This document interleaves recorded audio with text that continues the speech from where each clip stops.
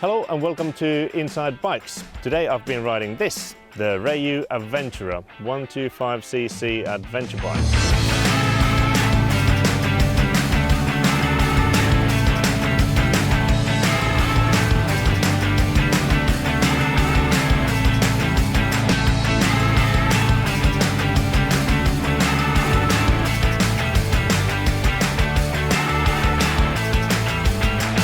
You might think that 125 is pretty low capacity for an adventure, at least an adventure with a big A, but this bike is pretty cool. I've had a lovely day riding around it, and has its limitations. It's an A1 license compatible, so it has the maximum of 11 kilowatts, 14.7 brake horse, probably a little bit less. And the top speed that I've seen on the Speedo, which is a nice TFT dash, by the way. The top speed that I saw was 65 going flat out for some time. So it's not the fastest of bikes, it's not the biggest of bikes, it's not the best equipped of bikes, but it's tremendous fun to ride. You have that 125 engine, you have adventure styling throughout the bike. It looks adventurous, although in honesty, it probably will be ridden in the city mostly. But you have a nice low seat, very comfortable seat, quite big foot pegs, wide bars. The bars aren't super high, but they're wide. So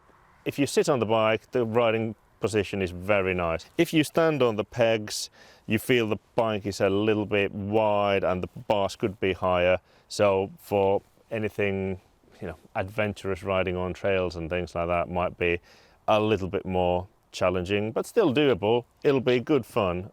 Certainly the bike will handle it. It's fairly light. It feels really light to maneuver around, and it's a very confidence inspiring bike. For somebody who's new to motorcycling on an A1 license, this would be a good bike to have. Low seat, lightweight, modest power, and the build quality looks pretty good too. It has tubular steel frame, it has 18-inch and 17-inch wheels, 18 at the front, 17 at the back, and it has a big rack at the back, so that'll be quite nice for putting your luggage on if you want to go somewhere a bit further. Now, you might not have heard of Rieju as a brand, but it's been around for about 80 years, so it's not new to this game, and there's plenty of enduro style machines from the factory.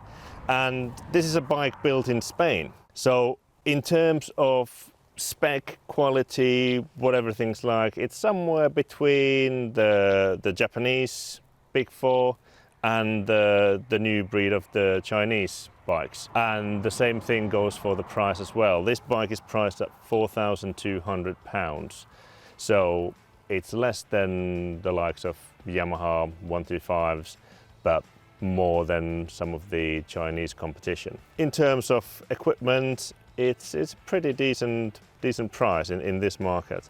Of course, you can have larger capacity machines for not much more, but in terms of 125s, I think it's quite well placed. I'll be honest, at the beginning of the day, I was not particularly excited about riding this bike. I thought 125 adventure bike might not deliver adventure as I know it. But I have to say, I have really warmed to it. It's very stable at high speeds, high speeds for this bike, and it's very easy to ride slow as well. So town work is very easy. Because it's light, it's low, it's very easy to control in town. You can crawl with just 1 mile per hour showing on the dash and still not put your feet down. So it's a great city bike. And for a bit of an adventure, I reckon it could do that as well. It's got sort of semi-knobbly tyres on, 18-inch front wheel, so it's got some dirt potential. And I think I would quite like to explore some of that. I haven't had a chance to do that yet. So I'll see you next time. And in the meantime, I'm going to go and see what this bike can do on the dirt.